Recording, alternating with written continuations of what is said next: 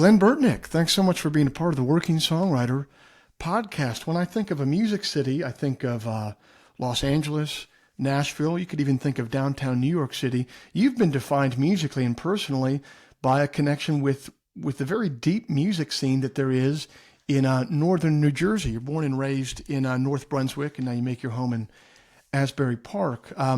What kind of music was around you growing up that might not have been around other people in other parts of the country regionally? That's a good question. Well, New Brunswick, which was the nearby city, small city, had a lot of, well, I grew up in the 60s. There were head shops, and Rutgers University was a pretty groovy place at the time. And the, the Looking Glass was a local cover band. Who I would see and liked, and they went on to have a big hit with Brandy, You're a Fine Girl. And there was a group called Beans, who their first album is out there somewhere. So there were a lot of local cats that you might not have heard of, but I did become very proud of New Brunswick. Jay's, for instance, James P. Johnson was a pianist that came from New Brunswick, and he wrote the song "The Charleston," which became a dance craze way back before either of us were born. There was a period in my life where I really embraced what was local, and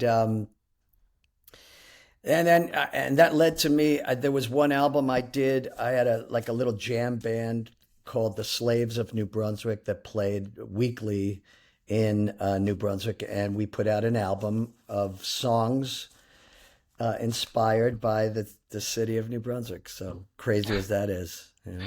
So there were kind of all these examples for you, both of that piano player and these bands that had these one-off hits. There were examples for you of people who weren't just doing it locally, but people who did it locally and then took it to a national level and made a career out of it.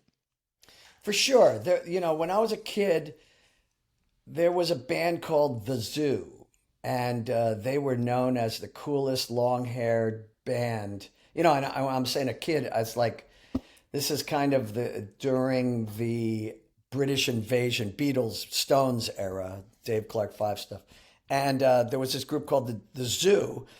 Years later, I got to know one of the members of the Zoo, who is Lenny Kaye, who went on to be Patty Smyth's right-hand guy. So there were some cats that went on to bigger things. And what was the music that first really inspired you, like lit a fire under you, the kind of music that you had to listen to over and over again once you first heard it? What group or what song was it that really first turned you on? Wow, that's difficult. I mean, I always loved music, but we weren't musicians at first in my house. I just fell in love with music on the stereo. My dad had pretty eclectic tastes, so I would hear everything from like Oscar Peterson to George Gershwin to Billie Holiday to the soundtrack from Guys and Dolls and stuff, The Music Man, whatever. So, and my mother was from Germany, so there was some German folk music around the house. But I grew up in a period where there was the folk music boom. So I fell in love with Bob Dylan, especially his early music. And from there, I got into Pete Seeger. And I actually learned to play guitar from watching a show on PBS, the local PBS television station, WNET. It was like how to play folk guitar. And that was my first foray into guitar playing, although because I fell in love with the Beatles and watched Ringo on Ed Sullivan, I did start taking drum lessons first, and I was essentially a drummer for the first 3 4 years of my career. Really? I didn't know that. Yeah. Uh, Yeah. it's interesting to hear you talk about, there's a PBS program that says how to play folk guitar. Not only is that funny because now with YouTube, there's information at a kid who would be your age at that time. There's information at their fingertips that is this vast ocean, almost to a point where it's a problem because there's so much of it, Whereas you had this one program, and not only that, I would imagine you had to catch the program at the specific time that it was on to actually watch it. What do you? How do you think that formed you as a musician? That there was such a limited supply of instruction to be had. There was a limited supply of everything. To hear a rock band, you'd have to wait for either Ed Sullivan for his comedians and spinning plate people, entertainers to make way for the Mamas and the Papas or whoever was the Doors, whoever was the musical guest that week. Or you could wait for that, or every Saturday morning, I think it was 11 o'clock or whatever, Dick Clark's American Bandstand. And other than that, when I was a kid, there was no rock and roll to be seen unless you'd go to local swim party dances or high school dances and stuff. So yeah, it was, you could find teachers, but a lot of times the music teachers weren't hip to what you wanted to learn. That's probably still the case, Right. But now people are a lot more individualized, and you don't have to go meet anybody. You can just search on YouTube for someone who teaches you the song or the style that you want to learn. But I think more importantly, there are new technologies which eliminate a reason to learn anything but programming or how to use a program that makes it very simple for you to create something. And so I just came up with a saying that, hang around long enough and the world will become unrecognizable. And I'm 68 years, I just turned 68. Mm-hmm. And that's the kind of thought that comes to my mind. It's like, well, this ain't nothing like, learning. As Paul McCartney said that they would get on a bus and drive and ride for a half hour to find a guy. They found out there was a guy that knew how to play a B7 chord. And and that's not unlike my youth. It's just like, hey, somebody knows how to play this thing. Show me that. And you'd actually have to sit in front of a human, and they'd show you stuff, and that's how you'd learn some things, and then you'd goof around by yourself. But music itself is completely unrecognizable to older generations. It's a completely different formula in any case. 100%. What you said about the world becoming unrecognizable. The other day on YouTube, a commercial came up for a 1959 Ford F-150. And I was kind of chuckling at how primitive it was. And I said, wait a second. I was born in 1984.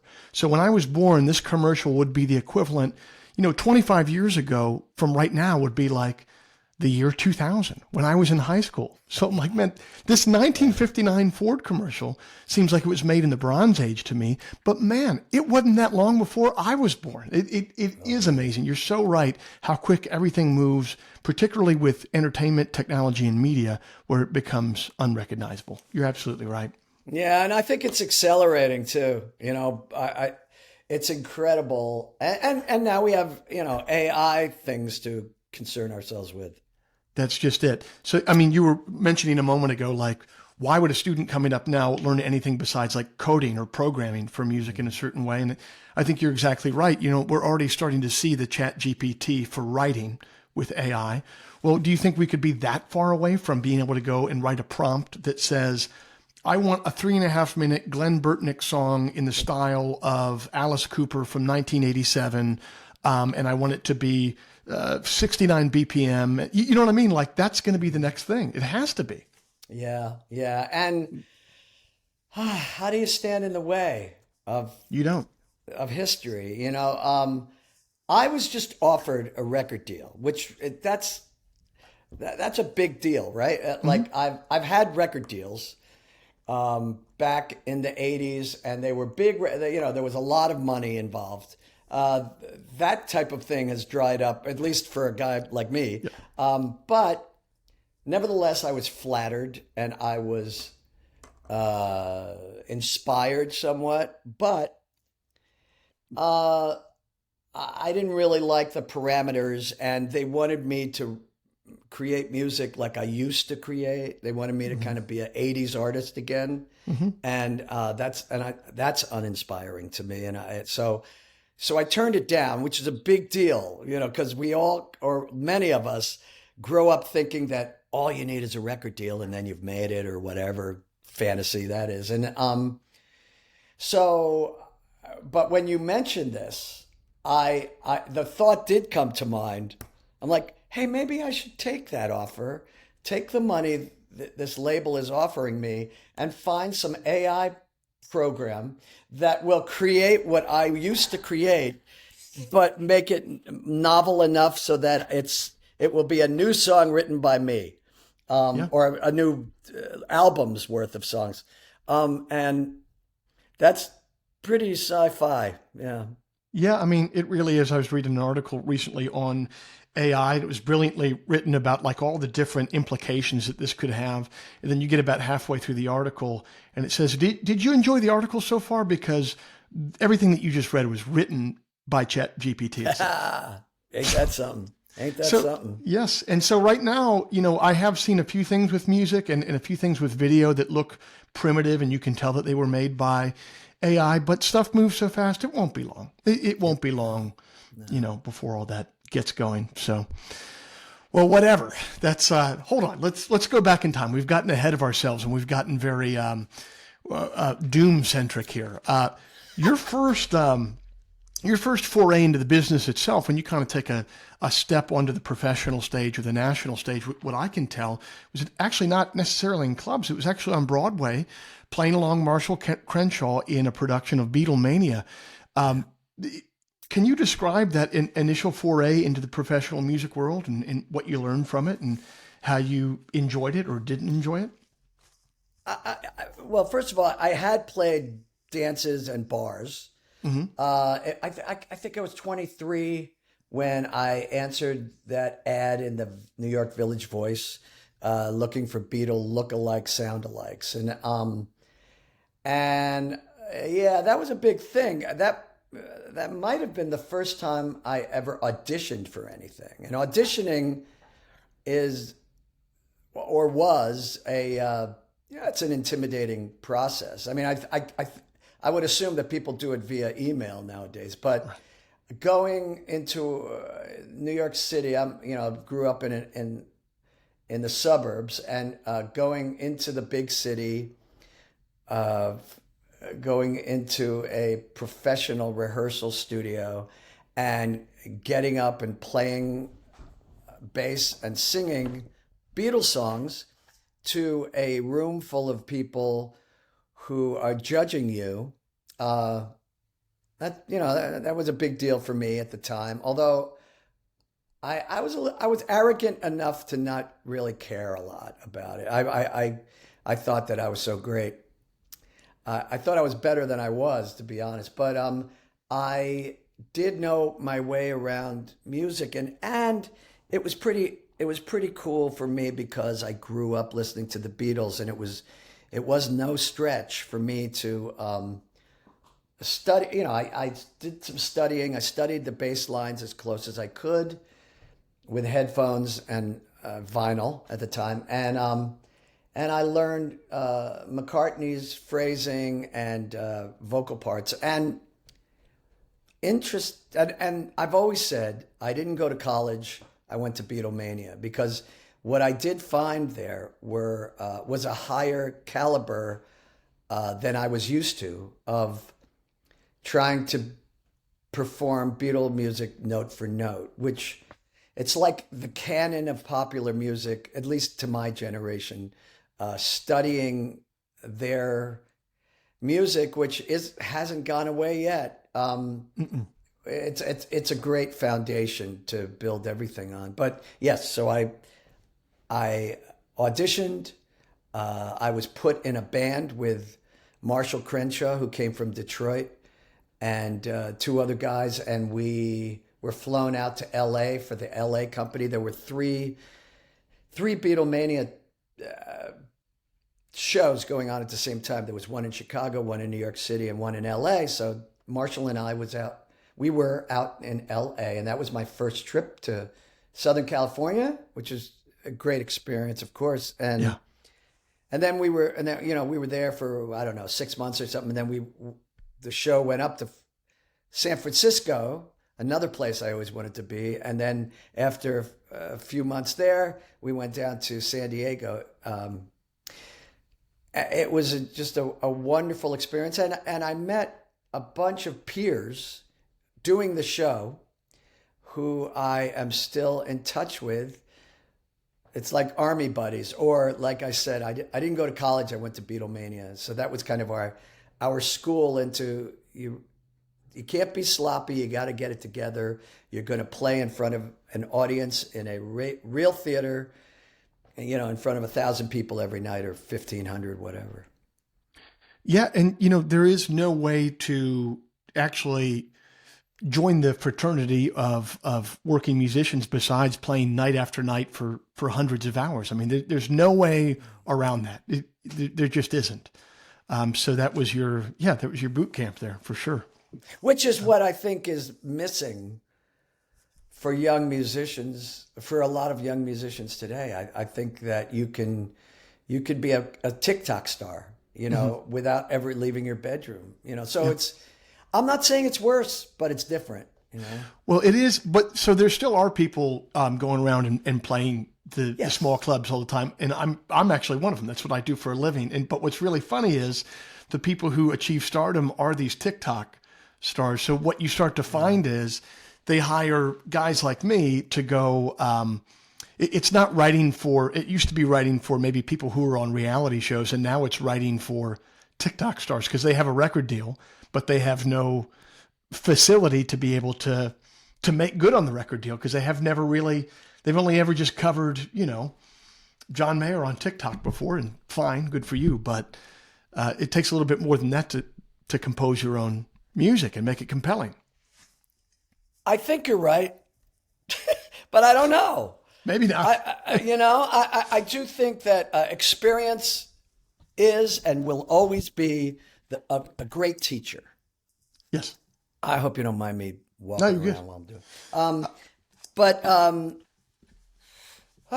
But experience in what? It's like, right. I'm sure that when somebody first heard Jimi Hendrix playing guitar, I'm sure that people from Frank Sinatra's ilk generation, when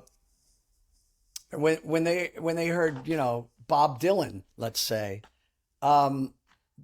they would think, well, this isn't singing and this isn't really songwriting. What's he talking about? And, things change. And, yes.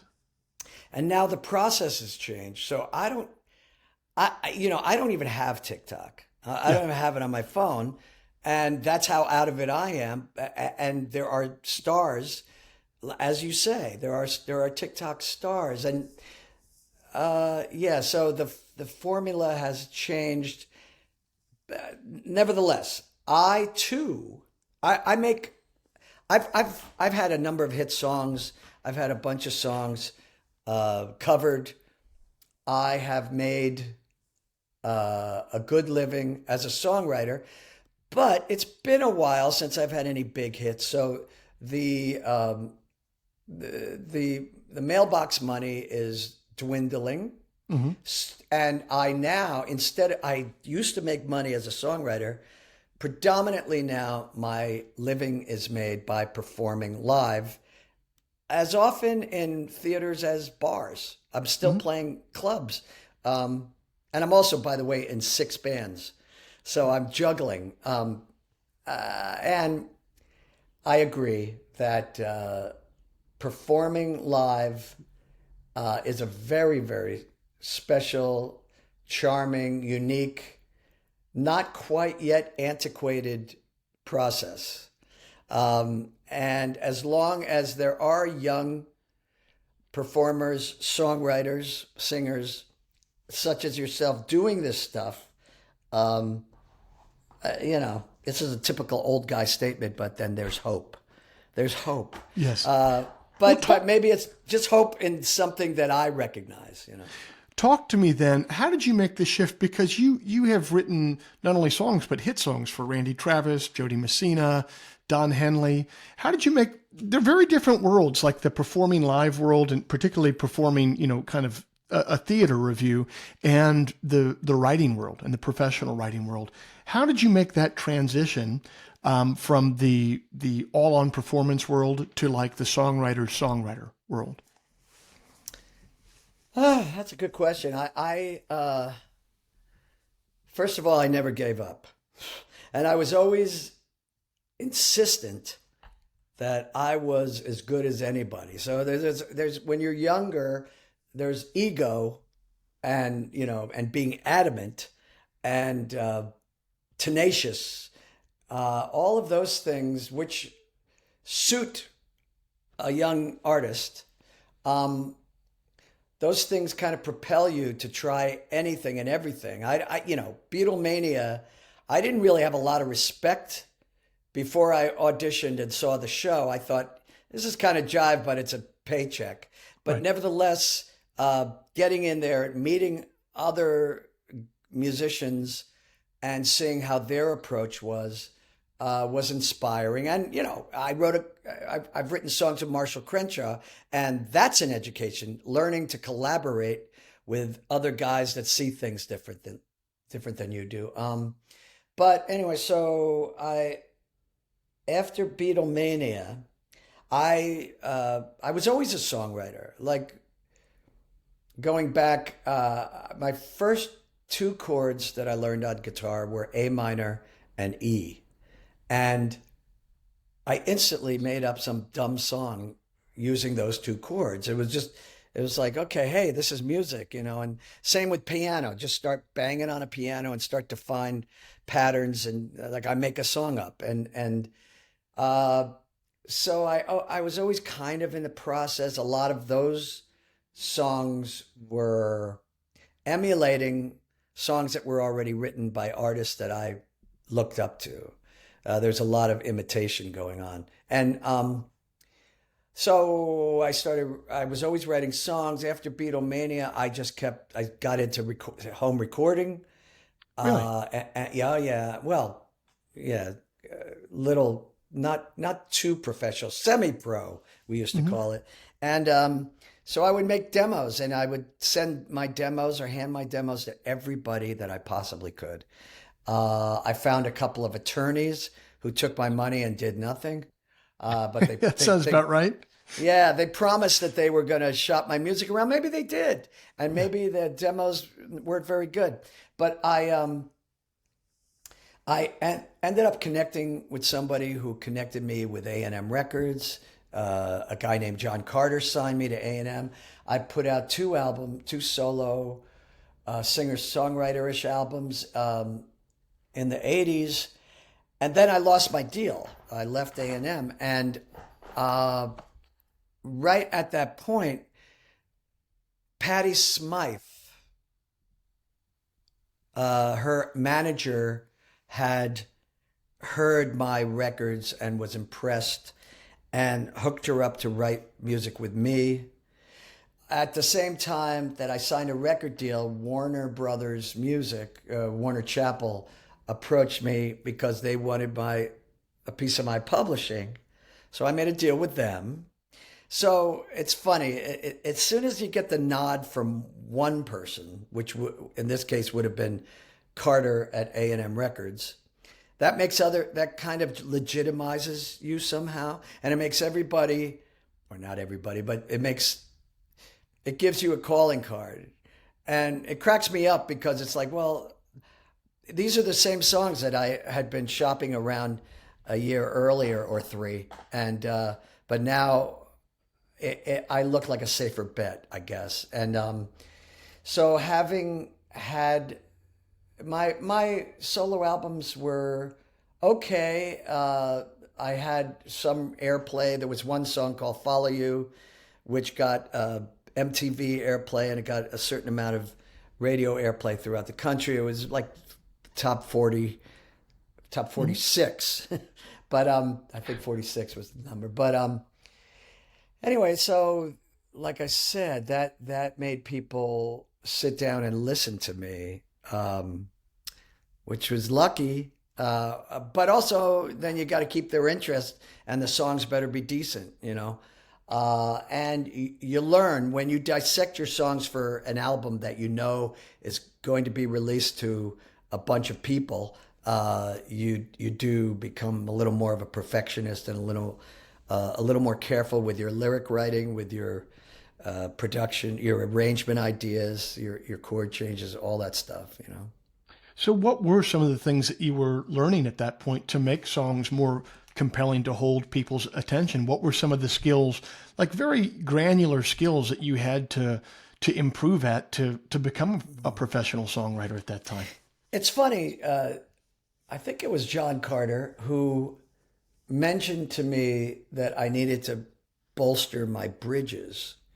A bridge became, this is how I remember it, a bridge became an important part of the song to me that might not have been previously.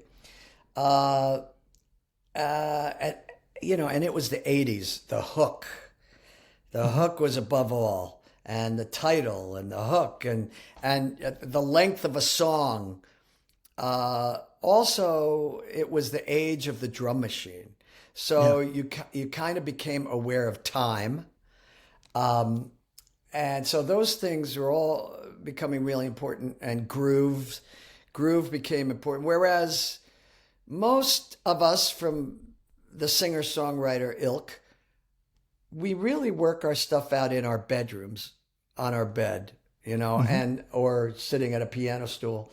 And you're left on your own, but you're also, a lot of it is imitating the songs that move you by others. But it is a really good thing to have somebody look at you and say, you know, your bridges could really help push this song along if this song came to a point where it was like, whoa, a revelation three quarters of the way through the song. I found that to be helpful. So there were all those kind of building blocks that I might not have paid attention to previously. Tempo, key, chord changes, lyrics always, but a bridge became important. A couple of years later, after I had my first number one hit with Patty Smyth and Don Henley, I found myself, Styx called, this classic rock band, and I figured, well, that's, you know, I was raising a family. I had 3 kids and a wife, and money it was always an issue, right? Yeah. Being a songwriter, sometimes it rains and sometimes it's drought. And so I joined this band Styx, and it cracked me up to find out that they wanted songs longer. So that was the first time, if you look at early 60s and the Beatles and stuff, you know, All My Lovin' by the Beatles, if I'm not mistaken, that song is 2 minutes or under. Yes. And, you know, and I do believe in economy in songwriting. I don't like repeating myself. I don't want to get too redundant. I just feel like it's a more valuable piece of work if you are economical and you know, say something new as often as you can. But then I joined this band, and they were like, "No, this song's only 3 minutes. We need like a 3:40 to 4 minute song." So I would actually start writing extra verses and make the bridge longer and adding a guitar solo where I didn't think there should be, or whatever. And that's a great exercise too, you know? Yes. So it's it really is it's a great thing to try stuff and put yourself out there a little bit, like creatively. Do stuff that's not natural and see what you can make of it. I love how all that Beatles stuff. I remember making a record once, and the producer, I think he got Rubber Soul for me or something, and we went to the back of the album, and this is where some of those albums would have song title, and then right next to the song title, it had the length of the song printed on the jacket. And we went down the right side of the column, and it would be like 215, 155, 245, and then like the big opus of the album would be like 3 minutes and 35 seconds, you know? Yeah. So I got really into that, and I made an album like that once, and it was a full album that ended up being about 26 minutes long. And when I turned it into the label at the time, they were like, well, this is too short. What are people going to do after 26 minutes? And my response was, they could just listen to it again. Yeah, that's fine. It's good. You listen to a Beatles song that's 1 minute and 55 seconds long, it's beautiful. You just go back and listen to it again and again and again, you know, like that's... yes, that's what I love about it. Yes. Gratuitously adding time to a song is not good songwriting, you know. But if you have more to say, then it's a good thing. Indeed. So what were you learning at this time? You went from making these records for A&M where it's just you're the songwriter on the hook, you got to get it done. And then you start, you know, kind of booking these gigs where you're going to be co-writing with Patty Smyth, with Marshall Crenshaw as well. What did you have to learn about co-writing with someone that was different than writing just on your own? What kind of skills did you have to bring to bear for that were different than just writing solo? You know, to be technically honest, though, I started collaborating when I signed the A&M deal. Okay. That's when I began collaborating. But yes, collaborating became a big part of my life. And part of it is, I think all songwriters it's easy to get stuck with your own ideas, and you get to a certain part or a certain moment, and it's like, I don't know where to go with this. And that's when that's one scenario where it's helpful to show a song to somebody else and say, what do you think? You know? And likewise, it's easy to get inspired when another songwriter has a half-baked idea that you like. It's like, oh, this is cool. I want to be a part of this, you know? Yeah. It's inspiring, and inspiration is the deal. You know, music, when you make music, you're playing music. It's play. It's playful. So when you sit down at a piano or a guitar or even whatever instrument, you start messing around. It's playful. And when you get into a collaboration and you're bouncing ideas off of somebody, it's playing. It's volleying. However, you don't get along with everyone, right, musically, creatively.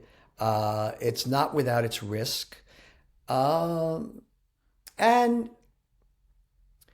you do learn to be flexible, which is a really valuable thing. You know, you might not like a lyric or you know, an idea, and you just like sit back and say, all right, let's go with that for now. And if it bothers you the next time you sit down with it, maybe you can come up with something else. I heard a great story. My friend Kazim Sultan was in a band. He's often played with Todd Rundgren, and Todd, and they had a band called Utopia, and Todd gave them the rules, according to Kazim, that it's okay to want to shoot an idea down. However, you can only shoot it down if you have another suggestion, which I think that's a good rule. You know, if you're collaborating, to say, you know, it's easy enough to say, nah, I don't like it. But it's like, well, okay, well then what would improve this? So collaboration is an amazing thing, and it can be a difficult thing. It's not for everybody, but it has worked for me. And a lot of times I really enjoy, you can really enjoy it. I've met so many wonderful creative artists whose work I really respect. And I've been fortunate enough to work with some of my heroes. John Waite is a great singer from my generation. I think he's one of the best, and he's a great songwriter. And I've written some songs I'm very proud of with John, and a bunch of other stuff, a bunch of other great writers. You know, I had a Randy Travis hit that I wrote with a guy named Trey Bruce, who's in Nashville, those things are, well, it's always great when you have success, and those particular those songs are successful. So of course my memory goes to them. But there's a bunch of songs that haven't been successful that I love as much, and the experience of writing with these inspiring people, talented people who have ideas nothing like what I would do or say or choose. That's educational, you know. The songs that did take off and would go to #1 for you, did you have a feeling when they were written where you said to yourself, that's it, that's going to be the hit man for sure? Or did it kind of come as a surprise that was the one that took off? I have never known. You know, I love all my songs, but I think they're all great when I do them, or I wouldn't record demos or whatever. You know, it's like I think, well, this one's really good, and you know, and I am not the kind of person that thinks I know after, because I've been proven wrong so many times. It's like, well, how people are going to react is beyond me. Yeah.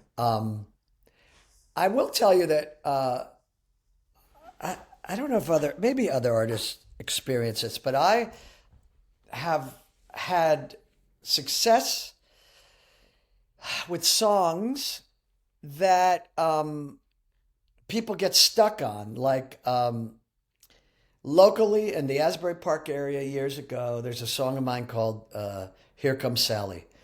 It became such a big regional thing that at one time there were 3 bands on the local scene here in Asbury Park playing this song of mine, Here Comes Sally. And then I got to A&M Records and I recorded the song. Zilch. Nobody relates to that song. Then I recorded my first album on A&M, and people love, there's a group of people that love that album. And the people who love Here Comes Sally have no interest in my first solo album. And then I released a second album on A&M Records, and I had a bit of a hit with a song called Follow You. People who fell in love with that album don't really get my first album, and vice versa. And then I joined Styx, and people who love that, you know, my songs on Styx Records, think that that's all they care about with my music. And likewise, earlier in this conversation, I told you about this label in Italy that has offered me a nice, substantial bit of money for a record deal, but they want me to be the guy that I was in 1987. And I still can't get over the fact that I basically said, nope, take your money. It's not for me, because maybe because I'm a bit of an artist. I'm artist enough to not want to, I have no interest in repeating, you know, gang vocals and power chords and drum machines or whatever. To me, that's uninspiring, you know? So I don't know if I answered your question, but yeah. You certainly did. I love that about you, man, that you're just like, hey, I'm not that person anymore. And even if there's cash on the barrelhead, you know, the person who could or would do that for you, that artist has left the building. He's not here anymore. And I think it says a lot. It's been an absolute pleasure talking to you about songwriting. Thanks so much for being on the show. I appreciate it. Joe, I appreciate it. I appreciate your insights, and I love this interview. Thanks. My pleasure. We'll see you down the line. Thanks, Glenn. Okay, man.